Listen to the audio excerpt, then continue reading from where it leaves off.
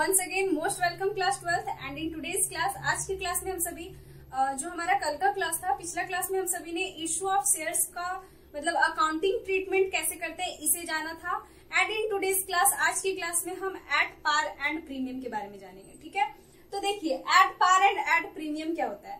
तो कोई भी एक कंपनी जो है वो अपने शेयर्स को 3 रेट पे इशू करती है। ठीक है, सॉरी मतलब कि 2 रेट पे इशू करती है। एंड वो 2 रेट क्या है, वो है at par and at premium. ठीक है, पार क्या होता है, प्रीमियम क्या होता है, अब हम इसे समझते हैं। तो देयर इज अ कंपनी, एक कंपनी है, मान लेते हैं कि हम there is X limited company. Okay, यहाँ पे एक्स लिमिटेड कोई कंपनी है एंड इसका कैपिटल कितना है, तो मैं मान लेती हूँ कि इसका कैपिटल जो है वो 1 लाख रुपीज है। ओके, इसका कैपिटल 1 लाख रुपीज है एंड ये कितने शेयर्स में डिवाइडेड है, तो it is divided into 10,000 shares at the rate of ₹10 each. ठीक है, इसका मतलब ये है कि एक्स लिमिटेड एक कंपनी है एंड इसका कैपिटल 1 लाख रुपीज माना गया है, रखा गया है। ठीक है, मतलब 1 लाख कैपिटल मतलब ये इशूड कैपिटल है, मतलब इशू करके कंपनी को 1 लाख रुपीज चाहिए। ठीक है, ये ऑथराइज्ड कैपिटल अभी नहीं है। ठीक है, ऑथराइज्ड कैपिटल क्या होता है, वो कैपिटल जो कंपनी का पूरा लाइफ टाइम तक का, वो नहीं है। ये कंपनी का वो कैपिटल है जो कंपनी इशू करके लेगी। ठीक है, तो इशू करके मतलब वो कितने शेयर्स इशू करेगी, तो वो 10,000 शेयर्स इशू करेगी। 10 रुपए एक शेयर का कीमत होगा और फिर उससे जो कैपिटल आएगा वो 1 लाख रुपीज होना चाहिए। ठीक है, मतलब उसका कैपिटल 1 लाख है। At par and at premium क्या होता है। ठीक है, तो देखिए यहाँ पे जब कोई भी कंपनी हो, ये एक्स लिमिटेड का ही हम मान लेते हैं, जब कोई भी कंपनी हो वो निर्धारित रेट से, जो रेट दिया हुआ है इस रेट से अधिक कीमत पर अगर इशू करती है तो दैट इज कॉल्ड प्रीमियम। आई बात समझ में, रेट से अधिक कीमत पे इशू कर रही है कोई कंपनी शेयर्स को, तो वो आपका प्रीमियम कहलाता है। एंड अगर ये रेट के बराबर इशू कर रही है तो वो आपका एट पार कहलाता है। आई बात समझ में, तो अभी हम 2 केस को समझेंगे, at par and at premium.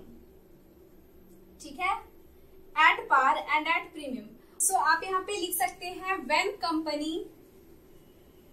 Company issues its share at nominal value, या फिर एट नॉमिनल वैल्यू आप लिख सकते हो, और मतलब जो कीमत है उसी कीमत पे। ठीक है, एट नॉमिनल वैल्यू मैंने लिख दिया। ठीक है, मतलब कि अगर शेयर का कीमत, एक शेयर का कीमत 10 रुपए है तो उसी पे कंपनी इशू कर रही है, ना 1 रुपया ज्यादा ले रही है ना 1 रुपया कम ले रही है। ठीक है, फॉर एग्जाम्पल अगर 10 रुपए वाला शेयर्स है, मतलब कि 10,000 shares at the rate of ₹10 each है, तो कंपनी जो है वो इशू भी करेगी 10 रुपए पे ही। ठीक है, तो ये आपका फिर एट पार कहलाता है।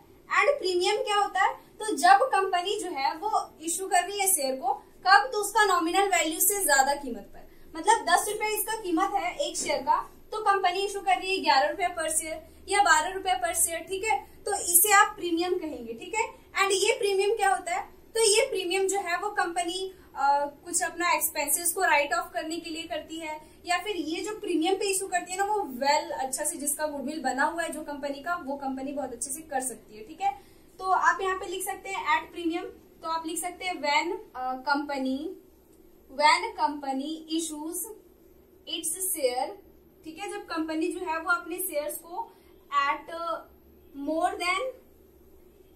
मोर मतलब नॉमिनल वैल्यू से अधिक। ठीक है, इसमें ग्रामेटिकल मिस्टेक हो रहा होगा। ठीक है, इसके लिए I am really very sorry, क्योंकि मेरा इंग्लिश जो है वो स्ट्रॉन्ग नहीं है। Okay, so when company issues its share eight more than nominal value, उसका नॉमिनल वैल्यू से जब अधिक कीमत पर शेयर इशू किया जाता है, जैसे कि शेयर का कीमत है मतलब 10,000 शेयर्स हैं। ठीक है, at the rate of ₹10 each है, ये है, बट इशू कितना पे कर रही कंपनी, तो इशू कर रही है at the rate of ₹12 each, मतलब 12 रुपए पे वो इशू कर रही है कंपनी, 10 रुपए वाले शेयर्स को 12 पे इशू कर रही है। ठीक है, तो ये आपका फिर प्रीमियम कहलाता है। एंड हाँ, आपके मन में एक सवाल हो सकता है कि अगर कंपनी जितना दाम है उतना में इशू कर रही है, जितना दाम नहीं है उससे ज्यादा में भी इशू कर रही है, तो कम में क्यों नहीं कर रही है ना, एट डिस्काउंट भी तो हो सकता है। तो यस, पहले क्या होता था, जब पहले होता था ये बात। ठीक है, कंपनी जो है वो पहले डिस्काउंट पे भी इशू कर सकते थे, बट अब कंपनीज एक्ट 2013 का सेक्शन में हमारा लिखा हुआ है कि अब कंपनीज जो है वो डिस्काउंट पे शेयर इशू नहीं कर सकती। ठीक है, क्यों नहीं कर सकती? तो अगर कंपनी डिस्काउंट पे शेयर पहले इशू करती थी तो बहुत सारे प्रॉब्लम्स होते थे।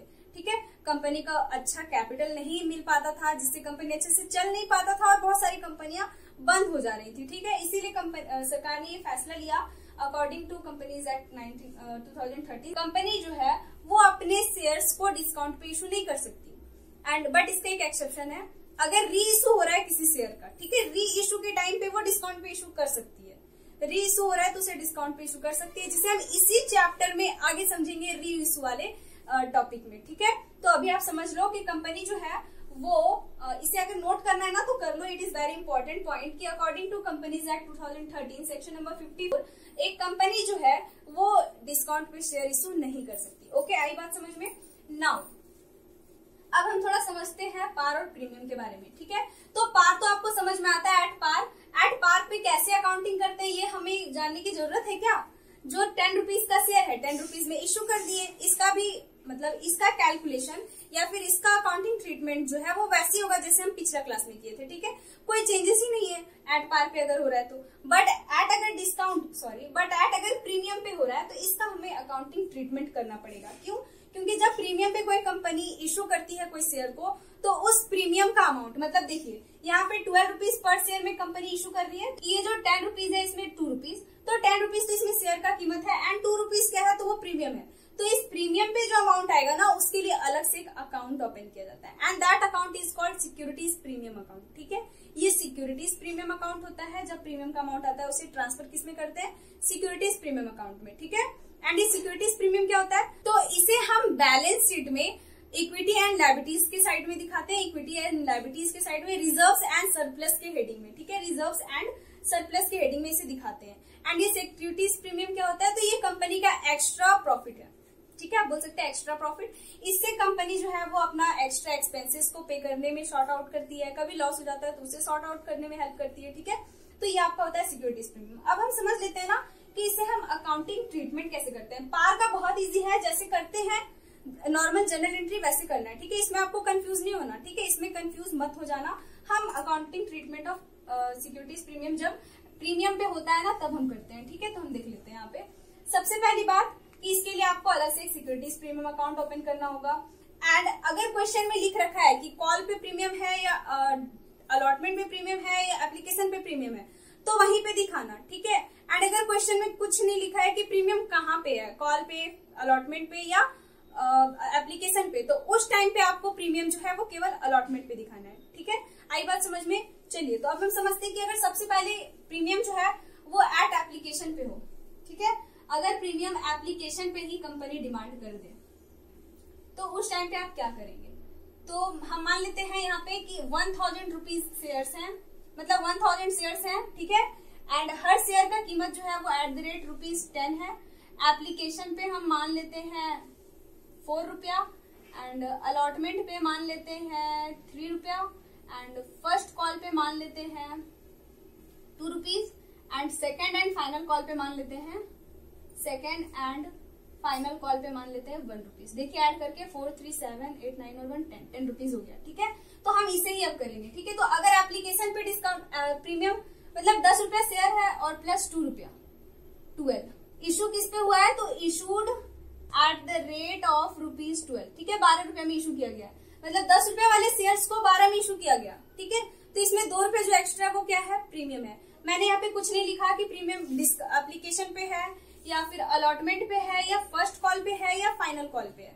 ठीक है, तो देखिए अगर कुछ ना लिखे ना तो अलॉटमेंट पे दिखाते हैं, तो अभी हम यहाँ पे प्रीमियम कहाँ दिखाएंगे? अलॉटमेंट में दिखाएंगे। ठीक है, तो चलिए हम देखते हैं। तो सबसे पहले एप्लीकेशन का एंट्री आप कर लो जल्दी से, तो आपका हो जाएगा बैंक अकाउंट डेबिट। ठीक है, बैंक अकाउंट आपका यहाँ पे हो जाएगा debit to share application account. ठीक है, bank account debit to share application account आप लिखेंगे कितना? तो 1000 शेयर्स है, तो आप यहाँ क्या करेंगे? 1000 इंटू जो कीमत है एप्लीकेशन का 4, तो 4, तो आप यहाँ पे लिखेंगे 4000 रुपीज एंड 4000 रुपीज। ठीक है, ये आप ऐसे क्लोज कर देंगे। अब मैं आपको बताना चाहती हूँ कि जब कभी भी प्रीमियम दिया हुआ रहे और लिख देगा ना कि एप्लीकेशन पे है, तो कभी भी बैंक वाला एंट्री में प्रीमियम का एंट्री मत कर देना, ठीक है।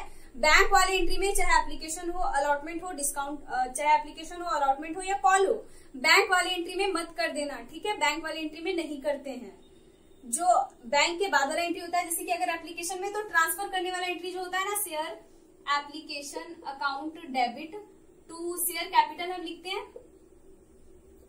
तो अगर एप्लीकेशन पे प्रीमियम होता ना तो हम यहीं पे लिखते हैं टू सिक्योरिटीज प्रीमियम। आई बात समझ में? तो हम यहीं पे लिखते सिक्योरिटीज प्रीमियम एंड अमाउंट कितना, तो जितना भी प्रीमियम का अमाउंट होता है वो यहाँ लिखते। क्रेडिट में क्यों? क्योंकि इट इज बेनिफिट, ये प्रॉफिट है एंड प्रॉफिट वाली चीजें तो क्रेडिट में ही दिखाते हैं, ठीक है। कैपिटल इंक्रीज करने वाला चीज है ना, तो उसे हम क्रेडिट में दिखाएंगे, ठीक है। बट यहाँ एप्लीकेशन पे प्रीमियम नहीं है क्योंकि यहाँ पे क्वेश्चन में नहीं लिखा है, ठीक है। तो कितना 4K एंड 4K, ठीक है। इतना काम कर लेना। देन अब हम आते हैं थर्ड नंबर में, अलॉटमेंट पे है प्रीमियम, तो बैंक वाले एंट्री में नहीं दिखाते। अभी मैंने आपको बोला बैंक वाले एंट्री में नहीं दिखाते हैं, पहले ड्यू वाले एंट्री में हम इसे दिखाएंगे। तो शेयर अलॉटमेंट अकाउंट आपका हो जाएगा debit to share capital account. हाँ, and one more thing, narration आप लिखते जाना, ठीक है। To share capital account to securities premium लिख देना, ठीक है। टू सिक्योरिटीज प्रीमियम, ठीक है। तो शेयर एप्लीकेशन के सामने कितना जाएगा, तो 1000 रुपीज का है, 1000 रुपीज एंड अलॉटमेंट का कीमत कितना है 3, तो 3 लिखेंगे तो यहाँ पे 3000 जाएगा। बट 12 रुपए पे इशू किया है तो 2 रुपए यहाँ पे क्या है, एक्स्ट्रा प्रीमियम है। कभी कभी तो प्रीमियम लिखा हुआ मिल जाएगा आपको कि 2 रुपए पर शेयर प्रीमियम है, आपको अलॉटमेंट पे दिखाना है या कॉल या फिर एप्लीकेशन पे। बट अगर नहीं लिखे तो नहीं लिखे तो मान लेना है कि आपको अलॉटमेंट पे दिखाना है प्रीमियम, ठीक है। एंड कितना, तो 2 रुपए एक्स्ट्रा है ना, तो 1000 इंटू 2, ठीक है। तो यहाँ पे आपका हो गया 2000 रुपीज। तो आपका आना कितना चाहिए था अलॉटमेंट पे 5000, तो 5000 ऐसे। आई बात समझ में? कभी कभी तो आपका इसी में एक्स्ट्रा कर देगा, मतलब 4 रुपीज आपका एप्लीकेशन पे हो जाएगा एंड अलॉटमेंट का कीमत यहाँ पे 5 कर देगा एंड फिर यहाँ पे ऐड करके 12 लिख देगा। तो फिर भी आपको समझना है कि इसमें प्रीमियम है, ठीक है। चलिए ये हो गया। एंड देन 4 नंबर आपका क्या होगा, तो इसे रिसीव करने का entry bank account debit to share allotment account. कितना आया अलॉटमेंट में, तो 5000। आई बात समझ में? चलिए ये हो गया। अब मैं नीचे वाले को इरेज कर देती हूँ, ओके, यहाँ पे। देन ये हो गया आपका। अब जो 5 नंबर में एंट्री होगा वो क्या होगा, तो फर्स्ट कॉल का होगा। तो अभी हम देख लेते हैं कि फर्स्ट कॉल पे अगर प्रीमियम होता तो हम क्या करते। तो अगर फर्स्ट कॉल पे प्रीमियम होता ना तो उसे हम ऐसे लिखते हैं, ऐसे ही। बैंक वाले एंट्री में नहीं दिखाते, सिंपल है, बैंक वाले एंट्री में नहीं दिखाते हैं, ठीक है। तो शेयर फर्स्ट कॉल हम यहाँ पे लिखते हैं, share first call account debit to share capital account, ठीक है। नरेशन लिख देना और यहीं पे टू सिक्योरिटीज प्रीमियम ऐसे यहाँ पे दिखाते सिक्योरिटीज प्रीमियम एंड कितना, तो 2000 रुपीज। आई बात समझ में? बट ऐसा नहीं है, आपका यहाँ पे प्रीमियम नहीं है। अगर होता तो हम ऐसे ही दिखाते, मैं अभी आपको बता दे रही हूँ, ठीक है। एंड कितना है इसका, तो 2 रुपीज है, तो ये आपका हो जाएगा कितना, 1000 इंटू 2 एंड ये आपका हो जाएगा 2000 एंड 2000। आई बात समझ में? अब 6 नंबर में ये बैंक में आ जाएगा पैसा, ठीक है, आपका रिसीव हो जाएगा। तो आपका bank account debit to first call कितना, तो 2K एंड 2K, ठीक है। बैंक वाली एंट्री में तो नहीं दिखाते प्रीमियम, ये जान लो। देन 7 नंबर आपका फाइनल कॉल का बात आ गया है, तो यहाँ पे आप लिखेंगे share second and final call account आपका हो जाएगा debit to share capital account. आई बात समझ में? कितना, तो ये आपका हो जाएगा 1000 इंटू कितना है रेट, 1 रुपया, तो 1 रुपीज, तो 1000 एंड 1000, ठीक है।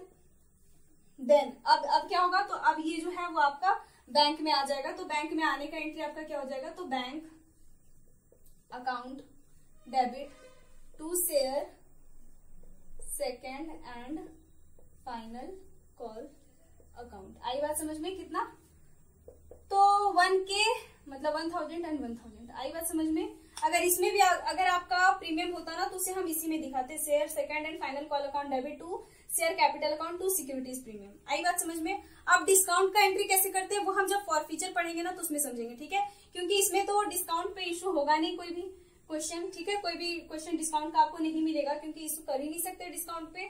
तो ये आपका एप्लीकेशन का था, ये दोनों आपका अलॉटमेंट का, ये दोनों आपका कॉल का एंड ये दोनों आपका फाइनल कॉल का, ठीक है, सेकंड एंड फाइनल कॉल का। अगर नोट करना है तो कर लो, स्क्रीनशॉट लेना है तो ले लो, ठीक है। तो ये है आपका at par and premium and discount. Okay, so next class में हम कॉल सिनेरियो पे चर्चा करेंगे। ठीक है, तो मिलते हैं नेक्स्ट क्लास में। बने रहना हमारे साथ, सारा टॉपिक आपका बहुत अच्छे से क्लियर होगा। तब तक के लिए bye bye and take care.